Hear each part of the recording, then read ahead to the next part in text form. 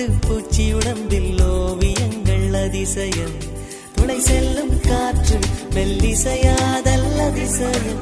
குருநாதர் இல்லாத குயில் பாட்டு அதிசயம் அதிசயமே அசந்து போகும் நீ எந்த அதிசயம் கல் தோன்றி மண் தோன்றி கடல் தோன்றும்